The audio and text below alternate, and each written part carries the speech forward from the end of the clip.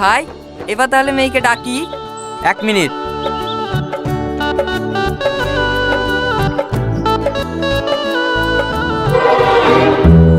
কি ভাই, ছেলে মুখে টেপ মারছেন কেন?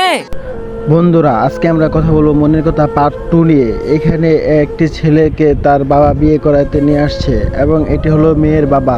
মেয়ের বাবা খুব হাসি খুশি রয়েছে তার মেয়েকে বিয়ে দিবে বলে। তারপরে ছেলের বাবা বলল, বিয়ে সাহেব আপনার মেয়েকে নিয়ে আসুন, আপনার মেয়েকে আমরা দেখতে চাই।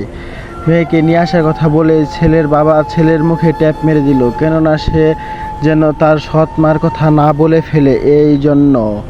তারপর মেয়ের বাবা খুশি হয়ে মেয়ের ভাইকে বলল, তোমার বোনকে তাড়াতাড়ি রেডি করে তোমরা নিয়ে আসো। তারপর মেয়ের ভাই বলল, হ্যাঁ আব্বু ঠিক আছে, আমরা আপুকে নিয়ে আসছি। তারপরে সে ঘরে চলে গেল এবং তার বোনকে নিয়ে আসার জন্য তাড়াতাড়ি রেডি হতে বা প্রস্তুত হতে বলল। তারপর কিছুক্ষণের মধ্যে মেয়েটিকে নিয়ে তার মা চলে আসলো। তার মার সাথে মেয়েটি খুব হাসি খুশি চলে আসলো। আসার পরে ছেলের বাবা মেয়েটিকে বলল, বসো মা, একটি চেয়ারে তুমি বসো, খুবই সুন্দর একটি মেয়ে। তারপর মেয়েটি খুব হাসি খুশি ছিল এবং সে মনে মনে কি যেন একটা ভাবতা ছিল। তারপর ছেলে যখন তার মনের কথা বুঝতে পারলো, তখন ছেলে আস্তে আস্তে ভাবলো মেয়েটি মনে হয় অন্য জায়গায় কোনো প্রেম করে। তখন মেয়েটি দেখলো যে মুচকি মুচকি হাসছে এবং মেয়েটি কি যেন একটা ভাবছে।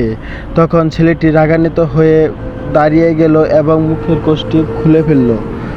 তখন তার দিকে সে রাগে চেয়ে থাকলো এবং খুব রাগান্বিত হয়ে বলল, তুমি মনে মনে কি ভাবছো?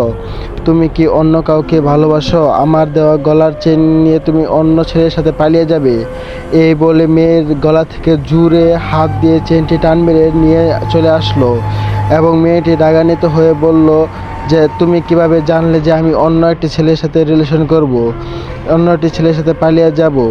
তখন মেয়ের বাবা বলল যে, তুই পালিয়ে যাবি? তখন ছেলের বাবা ছেলেকে বলল, তুই কিভাবে এত কিছু জানলি?